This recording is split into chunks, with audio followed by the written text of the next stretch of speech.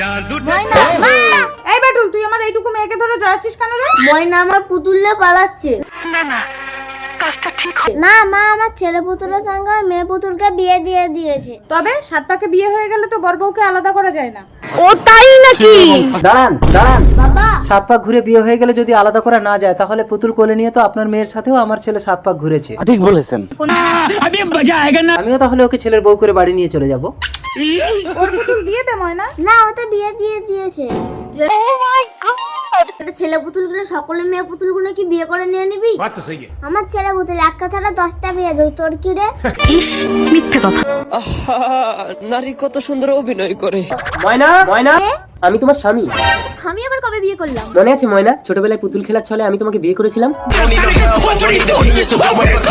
বাটুল, ঘরে চলো ময়না। দাঁড়াও দাঁড়াও দাঁড়াও। ভিখারি, তোর সাহস তো কম না, তুই আমার বাড়িতে এসে আমার মেয়ের হাত ধরে টানিস? ময়না আমার বিবাহিত স্ত্রী। এই চুপ কর, তোরা কিছু মালকড়ি পাওয়ার জন্য এই কায়দাগুলো করিস, আমি জানি। এই নে, এতে 10,000 টাকা আছে, নিয়ে কেটে পড়।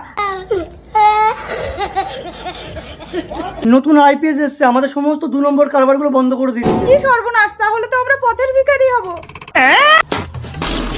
ঘুষ খাওয়াও? একদম না, ঘুষের কথা বলে ডাইরেক্ট শুট করে দেবে। দিদি মিষ্টি খান। रुको जरा सबर करो।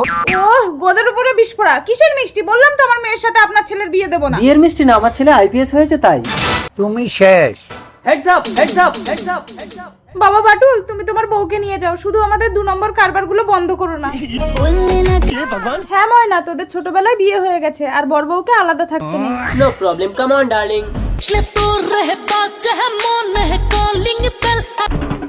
Plan successful. মানে মানে বাটুলকে জামাই হিসেবে মেনে নেওয়ার জন্য আমরা দুবেই মিলে এই প্ল্যানটা করেছিলাম।